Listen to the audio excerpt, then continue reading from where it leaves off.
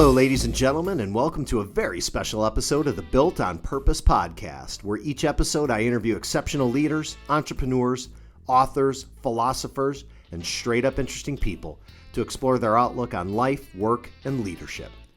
My hope for our listeners is that you can take away a special nugget of information from each of these interviews, something that will serve you and the people most important to you in pursuing a life built on purpose. My name is Brian Moore, co-founder and managing partner of Y Scouts, and today I'm interviewing Michelle Gielan, founder of the Institute for Applied Positive Research and the author of Broadcasting Happiness, the Science of Igniting and Sustaining Positive Change. Michelle had one of the most desired jobs every broadcaster dreams of, a news anchor gig at CBS News. So why did she decide to leave that job to go back to school? We're going to explore that story in this episode. We're also going to dive into the science of positive psychology and the impact it is having with the businesses she and her team are working with. Michelle is a barrel full of energy. Sit back, relax, and enjoy this interview with Michelle Gielan.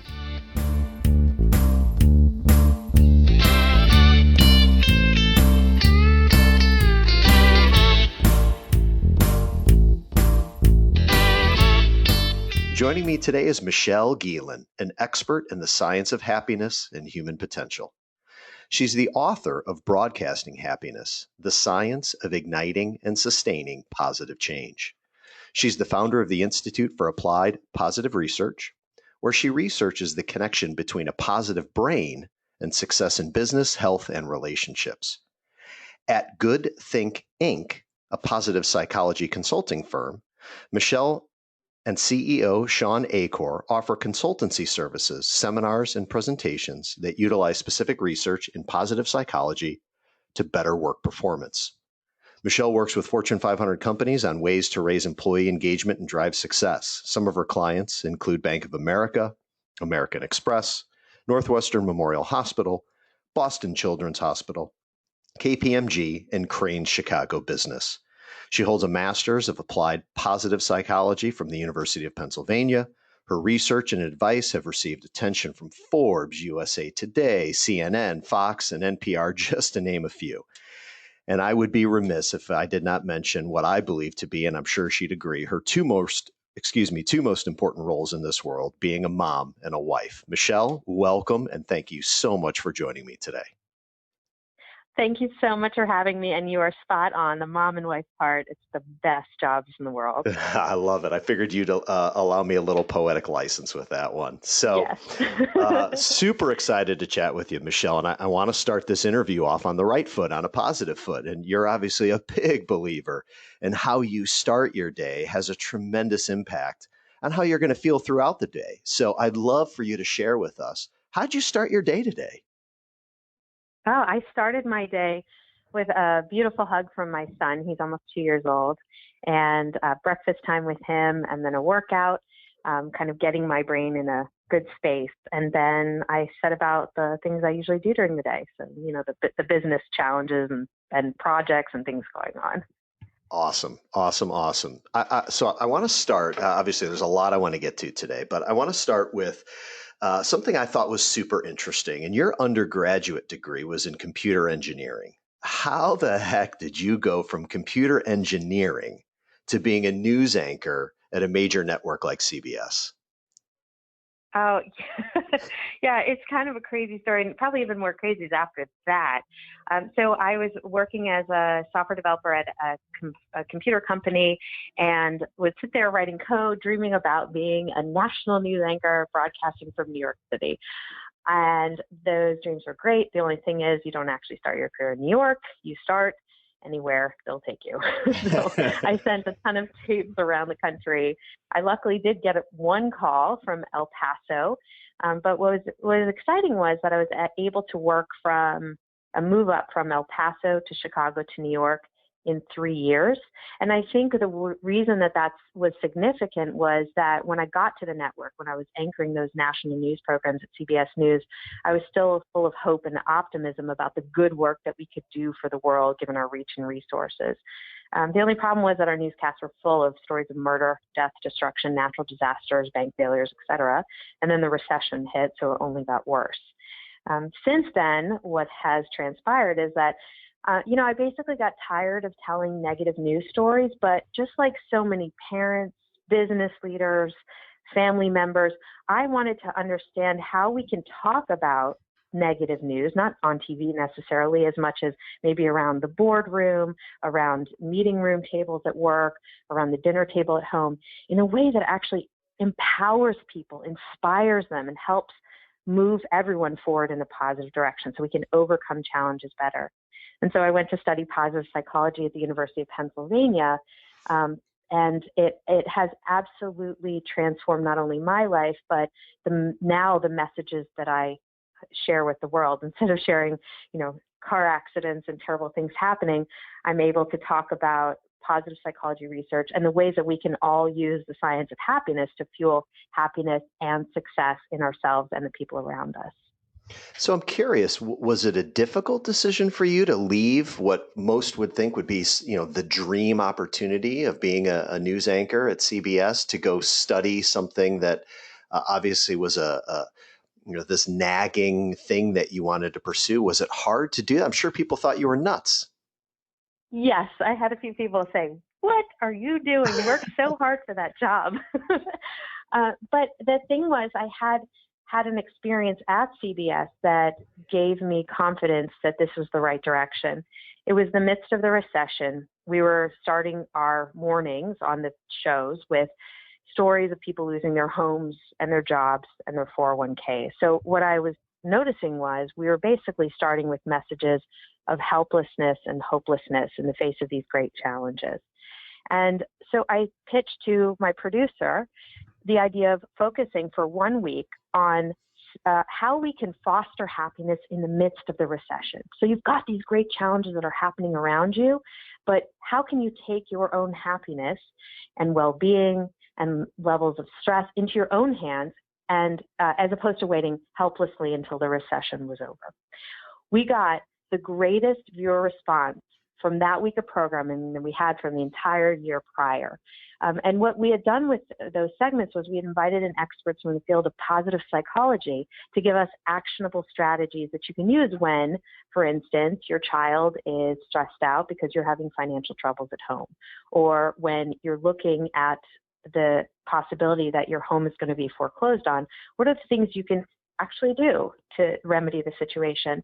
And so judging from, based upon that positive response, I just decided to look into positive psychology more deeply. And I realized that ultimately for us to change our businesses, change the trajectory of our schools and our organizations, we really need to be changing the conversation that doesn't just focus on the negative, but actually focuses on the fueling parts of our reality and the parts of the story that we can control, so that we feel motivated to take that positive action to move forward. So that's a beautiful segue. So you leave CBS, you decide to go to the University of Pennsylvania. You study under Dr. Martin Seligman, who, by the way, some of his TED Talk, he's an absolute riot. I just get such a kick out of watching him. There's one of the TED Talks, I think it's from like '04 at the very beginning. He's talking about how he's getting prepped for a bit of a soundbite on CNN. And the question was something to the effect of, Dr. Seligman, what is the state of psychology today? And he said, good. And they're like, okay, wait, that's not a long enough soundbite. Well, we need at least how about 2 words? And they asked him the same question, what's the state of psychology today? And his response was, not good, and just absolutely hilarious. So while you're studying under Dr. Martin Seligman, you had this epiphany about broadcasting. Elaborate on what that epiphany was. What I came to see was that, and this is epiphany about all of us, is that we are actually all broadcasters. It's not some special power that's reserved for someone on TV or a professional athlete or a celebrity. We all are broadcasters. We all constantly broadcast information to other people, and the messages that we choose to broadcast, whether we do it consciously or unconsciously, either create success or they hold all of us back. There's a compelling body of research right now coming out of positive psychology and neuroscience that I think it bucks the trend when we're talking about how influential people can be over one another. I think people right now don't understand how incredibly influential they can be over the people in their lives. So now this research is showing us this hopeful, amazing picture that that when we change this and make small changes to the messages that we're broadcasting to other people, as parents, as leaders, as friends, we actually can not only influence their mood, their approach to challenges and stresses while we're in the midst of them, but also what we see is that those small changes influence nearly every single business and educational outcome we know how to track. So I'm talking about communicating differently can fuel your entire team's productivity by 31% in just 3 weeks. We can increase your chances of promotion over the next year by as much as 40% by making small changes to to a person's communication style. The negative effects of stress can be decreased by as much as 23% by changing our story that we broadcast about stress. We've seen this now at companies, at schools, and we've been able, and this is we as in me, my colleagues, and our colleagues in the field have been able to test and see when we, encourage people to make an intervention in their life, small changes can have incredible ripple effects. So let's stay on this for a moment, and I want to bring up the what certainly appears to be the never-ending debate on nature versus nurture. Are some people, in the research and experience that you and your colleagues have dug into, are some people just born happier than others? Yes, the short answer is yes. Genes do account for our baseline of happiness, but what is hopeful about this picture is they only account for a percentage. The rest of it is malleable. What really makes the difference is the choices you make on how you process the world. If you process the world in a more optimistic way and train your brain to do so on a regular basis, you can actually move your levels of happiness up. So, I know parents who are parents of multiple children have seen that your child, your first child might come out very happy and the second child might come out not as happy. And, we see those effects before you've even had a chance to screw them up. So, but what we do see is even with gentlemen who are in their 80s and who have been practicing pessimism their whole life, or there was a research study that found that if those men can just do a positive habit of writing down 3 new and unique things they're grateful for from the past 24 hours, just do that each day for a period of 6 months, they went from testing as moderate level pessimists to low to moderate level optimists. Oh, I'm going to need to put you in the touch with brain my at any father. point. I'm going to need to put you in touch with my father. Good Lord, you just nailed him to a T. Holy cow. That is a significant, obviously, increase from pessimism to optimism. Low to moderate pessimism to or extreme perhaps to low to moderate optimism. Just writing down 3 things. That's awesome. I want to talk about your book for a moment, and I particularly want to touch on this Hidden 31. And for those that have not yet had an opportunity to read the book, Broadcasting Happiness, this Hidden 31 represents the 31% of people who are optimistic, but for some reason don't choose to express their level of optimism. And as it relates to the workplace and the work that you've done, what can leaders do to expose this hidden 31% and encourage them to bring it on a daily or weekly basis? The most important thing to realize as a leader is that these closet optimists are your ally. These people are your allies in transforming the culture. We did this study with Training Magazine, and we found cross-industry, 31% of people already have a positive and optimistic mindset. So the hard work is done. They're just not speaking up about it. That means that as you're sitting around a meeting room and someone is presenting a new idea, 1 in 3 people are already probably pretty optimistic and positive about the success of that idea. They just might not say anything. Now, you already have the people who are speaking up and the people who are speaking up about a negative mindset. But when we're battling at work for culture and to create an engaged culture, a positive one in which people feel empowered, the more that we can activate those people, get them to speak their mind, that actually what we see is that in turn positively influences the business outcomes that we've been talking about.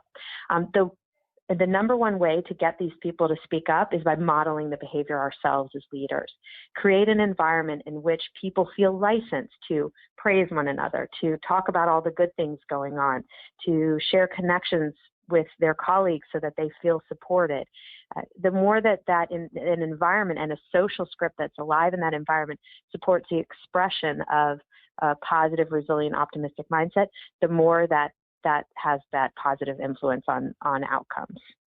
The Gallup organization has been reporting on the state of engagement or lack thereof in the U.S. workforce and frankly globally for years. And as it relates to the U.S., the numbers over the last 15, 16 years have been largely unchanged. You've got roughly a third of the workforce that is engaged. You've got about half the workforce that is sort of, doing as little as they can to not get fired, collect their paycheck and go home, somewhat indifferent. And then you've got about a fifth who just really are, they're the cancers of the organization, and they're almost going out of their way to make life miserable for not only themselves, but those around them. I'm so curious in the work that you've done. Why do you think there's this long trend of work is just supposed to suck? Like, why is there such a disconnect between happiness and work? Why can't we pull out of this horrible, horrible trend that we've been experiencing? It's such a shame. What I see emerging from a lot of companies is this, not a lot, but there's a subset of companies that believe that the employees have collectively crafted this story that says along the lines of what you're talking about, or I hear a story that says, oh, if you're having fun at work, you must not be working hard enough.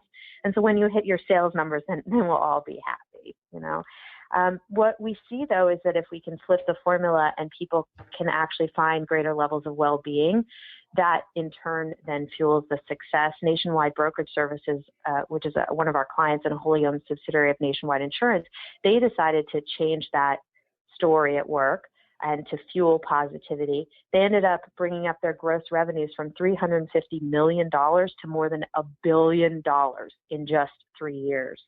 And normally when you do these kind of projects, the president or CEO says, oh, that was nice, but it must be a bunch of HR initiatives that we internally did.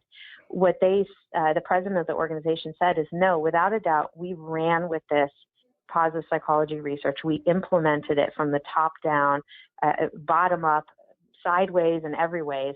And what we saw was that we changed that story at work.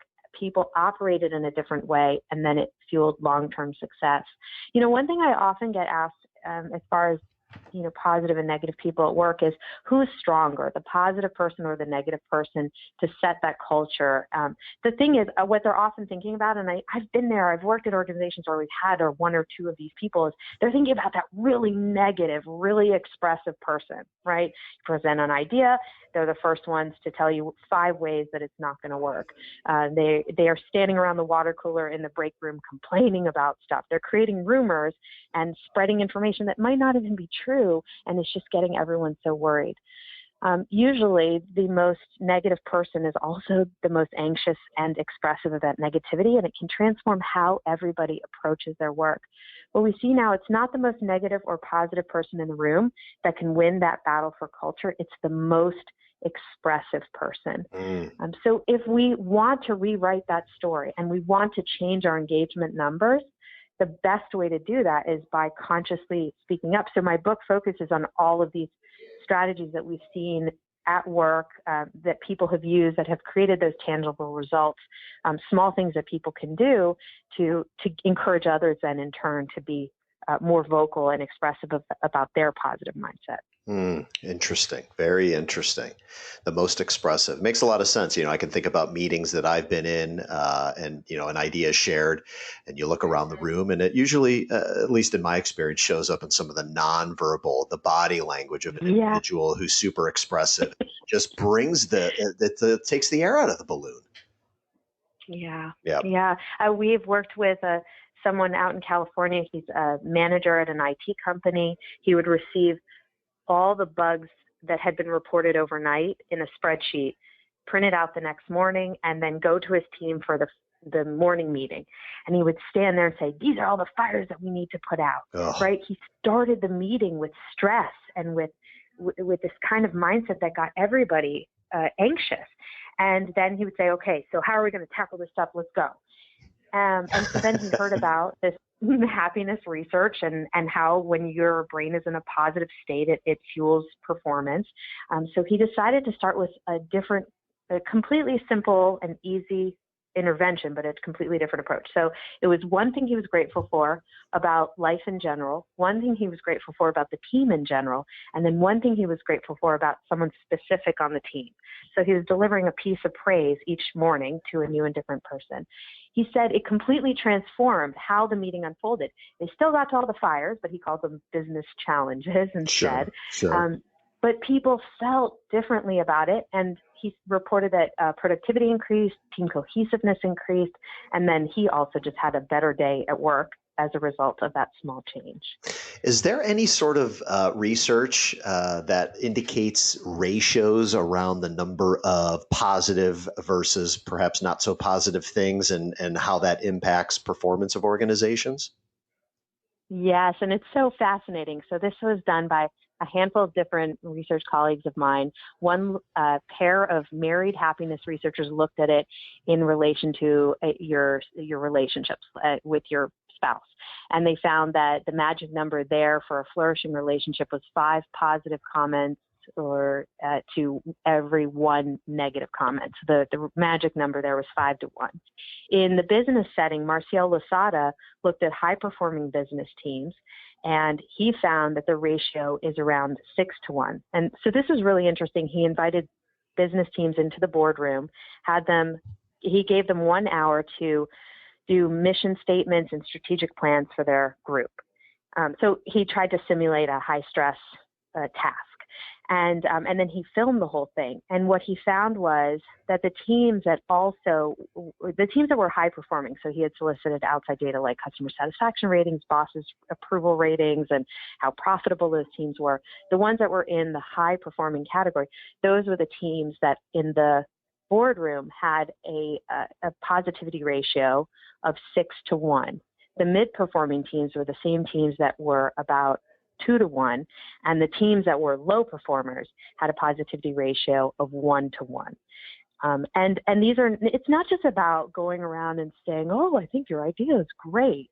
It's about how many creative, positive comments were made that built upon someone else's. Were you just defending your own position, or were you asking questions that helped allow for discussion? But yes, that is scientific evidence that how positive we are in comparison to how negative can actually impact results. And by the way, there's always that one, and I think that that's a really important statement to the way our brain works. We do need to stay grounded in reality and in touch with what's really happening in the business climate at our organizations. We can't just disregard all that. And sometimes we do need to take a hard look at ideas in a way that might not feel so positive. There's a place for that. But ultimately, though, the ratio of 6 to 1 makes more business sense than 1 to 1. Yeah, no, absolutely, absolutely. Well, it's good to know that that there are some proven data out there to support that. Now it's a matter of how can you convince leaders out there that this data really does work. And I'm curious to that end. In working with the Nationwide Brokerage Services, I hope I got the name right. Was the president there, or the leadership team, as you and your colleagues came in and shared this data?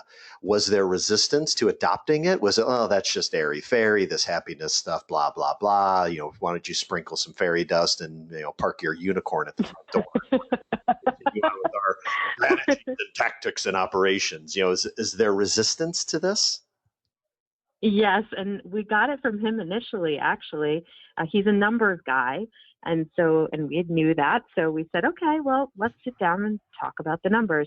And so we presented the research that is being done, connecting the positive brain to business outcomes. And he said, okay, I'm convinced.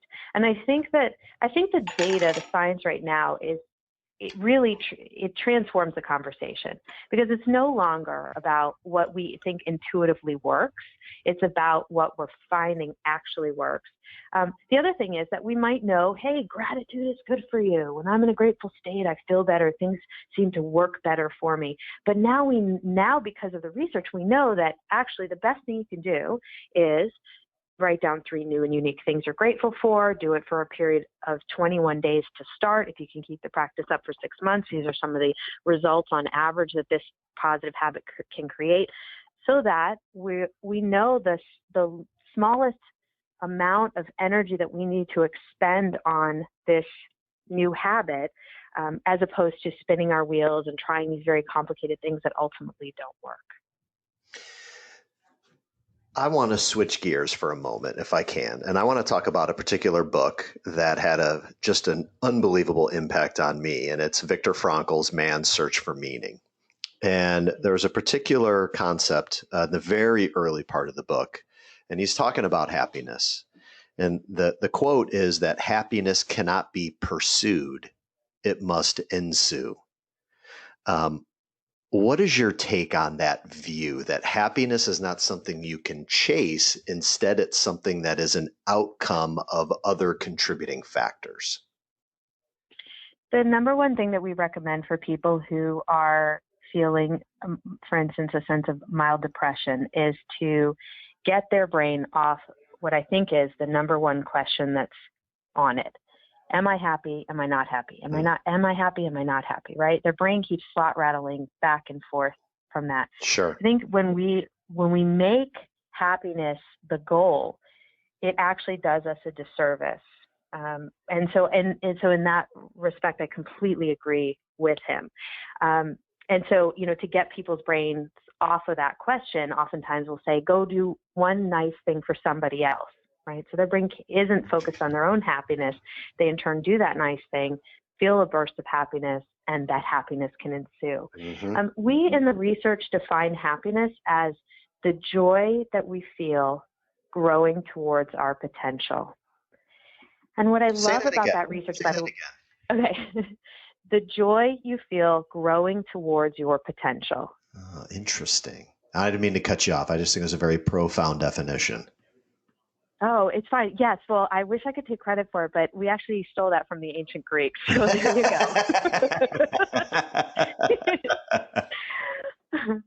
But what I love about this definition is that it allows for us to feel that sense of joy through the ups and downs of life, right? Because we can be growing towards our potential, even in the hardest times. And oftentimes we find out who we are in those moments. So happiness is not about the chocolate bar or the momentary pleasure. It's something deeper. And when our brain is focused on doing the things that helps generate that deeper sense of joy, that's when I think we really experience life on a new level. That's so interesting, and not to bring up Dr. Martin Seligman again, but I back to that. That's okay. I'm a huge fan of him. Oh, great, good. I figured, right?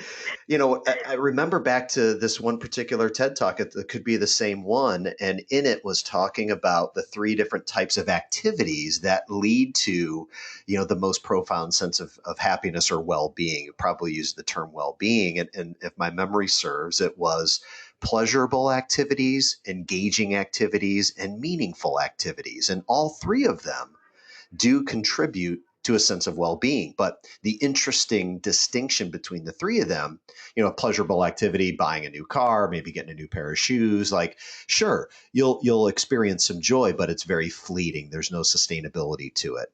When you move up to the engaging activity, spending your time doing something you're really good at, so you're feeling a sense of accomplishment, certainly brings a sense of joy or well-being.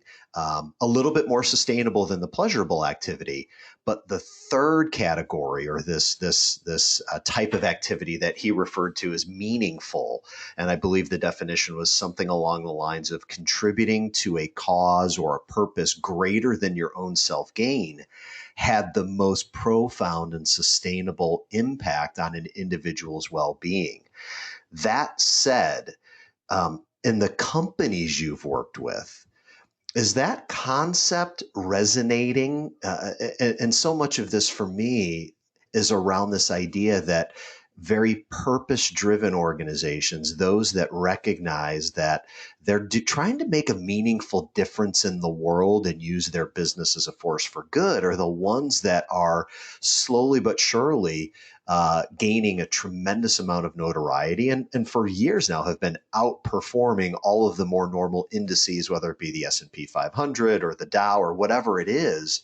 They're outperforming their competitors. What's been your experience in these three types of activities and how it's being viewed in the business landscape with the leaders you're working with? I think that's a phenomenal question, and it absolutely hits the nail on the head. We work with a skincare company, and they'll tell you, yeah, we're a skincare company, but really what we are is a personal development company and a community development company. I love it. Meaning that they want, yeah, I love it, right? So they want to Yeah. bring out the best in their employees, and then they want to empower their employees to bring out the best in their families and communities. So that, I think, is where you really find this deeper sense of purpose, this connection to something greater than yourself. So we developed a metric called the success scale. And by the way, anyone listening can go ahead and take it for free on our website. Yeah. Well, share the URL real quick. broadcastinghappiness.com. Fantastic.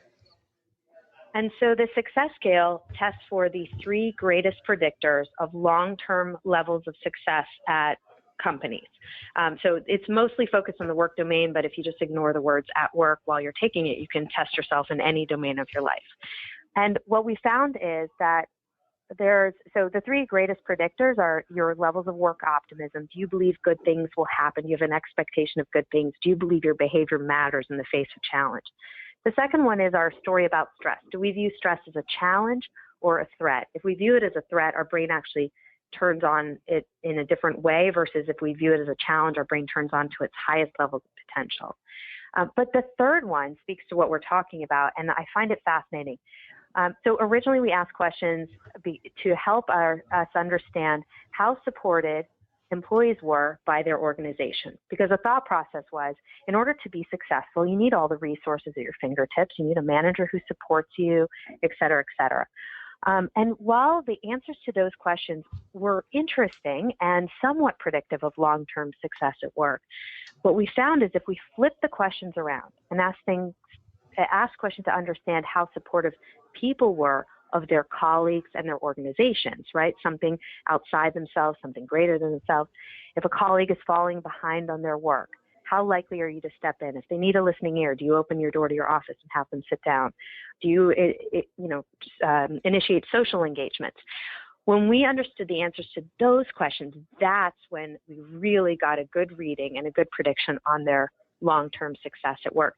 And so I mentioned this earlier, but that's where we got the data that showed us that if you score in that top quartile of support provision, you're actually 40% more likely to get a promotion over the next year than the people who score in the lowest quartile. And also, those people who are giving of themselves to others are also the ones who typically have higher levels of well-being. So it's scientific proof that you get what you give, which I think is fascinating. It seems like such a simple concept and so common sense. And boy, the common sense doesn't seem to be so common these days. Certainly rings true. It's frustrating. It really is, because what you're talking about, what we're talking about, what your colleagues have been researching, what this whole movement around positive psychology has been unearthing is it's not like splitting the atom, right? I mean, this is not the most complex stuff. It's so right there in front of us, and it just requires an open mind and a little bit of courage to accept it as the reality and begin acting in a new way. And as you put it, changing the narrative around how we approach everything. Yeah, and it doesn't take a ton of effort or a lot of time. That's the craziest thing about all of this. There was a study done with people suffering from chronic neuromuscular diseases and therefore in pain all the time and on pain medication.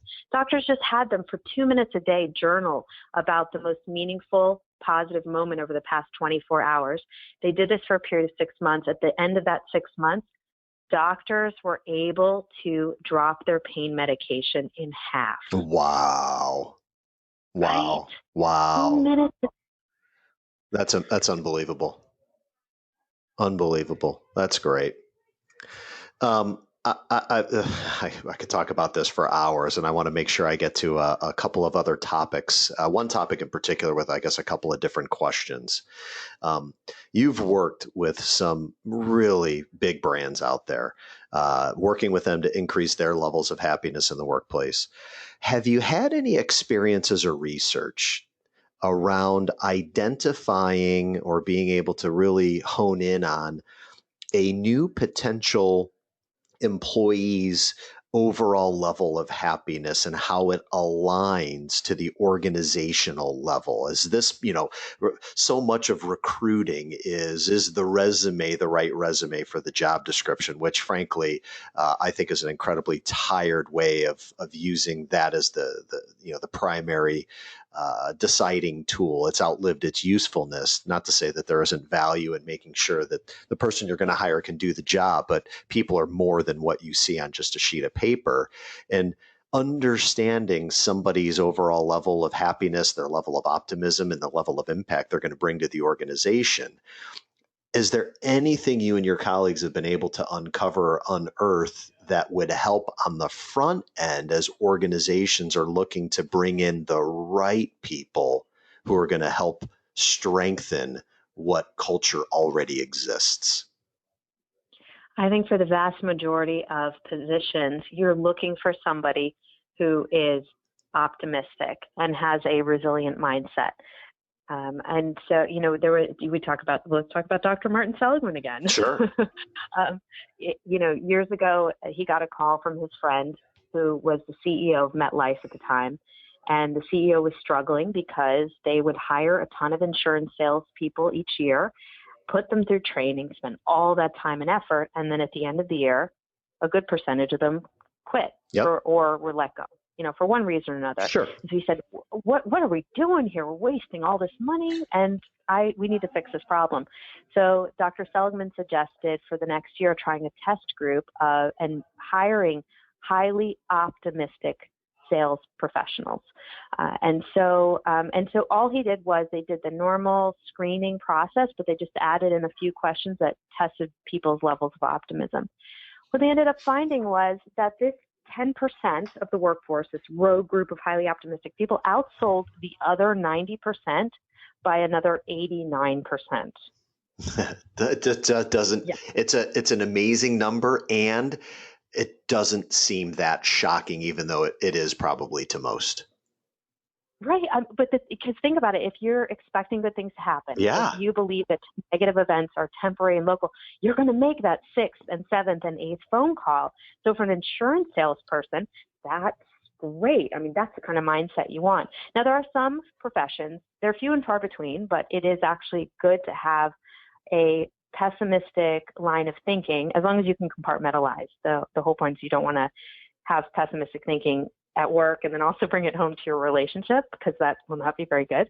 But, if you're an attorney and you're drafting up contracts, it's a good thing to be able to think of all the things that could go wrong and protect yourself against it. If you're a safety inspector, you want to be able to find the potential problems. But for the vast majority of jobs, it is good and better to have a more optimistic line of thinking. So if you can sift through the people and find those people, that's great. And you can do it through more formal assessments. On our website, we have them, or the University of Pennsylvania offers them to gauge their thinking, but also it can be done just through questions and really listening to answers. What was one business challenge that you experienced at your last job, and how did you process it? And then what did you do about it? Mm-hmm. That will tell you a lot about a person's mindset. And then you can present them with a challenge. This could happen at this job. How would you handle it? What would you do? It's about understanding how they approach business challenges, and also they approach challenges in work relationships that they might experience. So along these same lines, around how we are experiencing our work environments and what we do day in, day out, for most people, 8, 10, 12, 14 hours a day. There's a framework that's pretty widely recognized around how people view work. You're either in a job, you're in a career, or you're in a calling. I'm Hmm. curious, as I just, hearing your short story and the time and what you've shared with us with the time we've spent today, you started off and if I may just sort of summarize what I think I heard, and by all means, correct me if I'm wrong. You started your career in a job. You were in computer engineering, and somewhere along the way, you're like, this probably just isn't for me, and you made a change. And you shared your El Paso, Chicago, New York journey, and moved towards what probably felt like moving towards a career, maybe even a calling, and you're going to be this news anchor. And as you were experiencing that, there was this deeper annoyance, this deeper sense of passion, this deeper sense of curiosity around, wait a minute, there's something bigger here that I'm supposed to be doing with my time, that I'm given this precious time we have on this crazy spinning thing we call Earth. And you dropped everything and pursued what I think is safe to call a calling. Do you have any advice at all or insight at how can individuals out there who might be stuck in a job or maybe even in a career and they know there's something bigger for them to pursue? Is there any advice or insight you can share that helped you overcome whatever fear or hesitation you had as you made some pretty sizable leaps over the last several years of your life? Well, I think the most encouraging thing is that while someone might hear this story and think, oh, okay, well, in order to achieve a calling, I need to move careers, or need to move jobs, or I need to move cities, or companies, or Sure, whatever. sure. What we see though is that in every single position that's been analyzed, which has been a number of them across industry, there are about a third of people who turn that position just into a job, and about a third that make it a career, and another third that make it a calling. And I'll give you a great example that I heard that I love. We have all at some point in our lives been to the hospital. Yep. We know that nurses go around and can either make your life very wonderful or not so much. But so what we see with nurses is that some of them, it's just a job. And you can almost feel it when you're talking to them. Totally. Others believe it's a career. There's this one nurse that has been featured that turned it into a calling, and it's not just one. Obviously, there's many more people like this. But he would go around through the ward where everybody is in a coma, and he would swap out the paintings on the wall. So the researchers who were talking to him said, why are you doing that? I mean, these people are in a coma. They don't even know what's going on. And he said, I'm just making the environment the best possible so that when they wake up, they know that there's been a change. They know that there's someone taking care of them and that they're loved. Wow. I just got goosebumps. Yeah, I have everything just sort of twinged. Wow. Wow. Wow. That's powerful. I think no matter what job, quote unquote job, whatever you do for your 9 to 5 you're in right now, you can turn it into a calling. It's just about asking yourself, how can I take this deeper? How can I serve the collective better? How can I serve the people around me? What's the meaning embedded in the work that we're doing? How do I feel grateful for being here? When we can tap into those moments, we can transform anything we do on a regular basis into a calling. I think we're going to have to end it right there. I can't imagine we're going to, I don't know that we're going to be able to top that.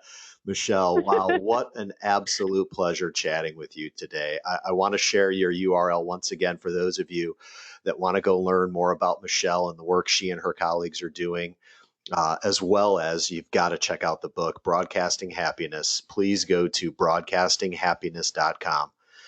Michelle, what a pleasure. It has been so great chatting with you. I cannot thank you enough for joining us on the Work That Matters podcast. Wish you nothing but the best, and please continue doing what you're doing. The world needs it. Thank you so much. And same with you. The more positive broadcasters we have out there, the better off our world will be. And you're a fantastic, amazing example of that. So thank you so much for having me. Thank you so much, Michelle. Really appreciate it. Thanks for listening, folks. You can obtain a transcribed version of this show and hear more interviews from the Built on Purpose podcast by visiting our website, yscouts.com/podcast. If you enjoyed this episode, I have two things for you. I'm hoping to get some bonus questions answered by Michelle from our community. So if you have any questions you'd like her to answer, please drop me a line at brian@yscouts.com with your question, and I'll certainly forward them on. Second thing, if you enjoyed this episode, there's a couple of others I think you'll love too. Patty McCord, former Netflix Chief Talent Officer and the current principal at Patty McCord Consulting, talks to us about how we can be innovative when it comes to our work. Second, Louis Efron, author of How to Find a Job, Career, and Life You Love, talks to us about the power of purpose and how asking the right questions will lead you to a life of meaning and purpose. Once again, it's yscouts.com/podcast. Until next time, thanks for listening.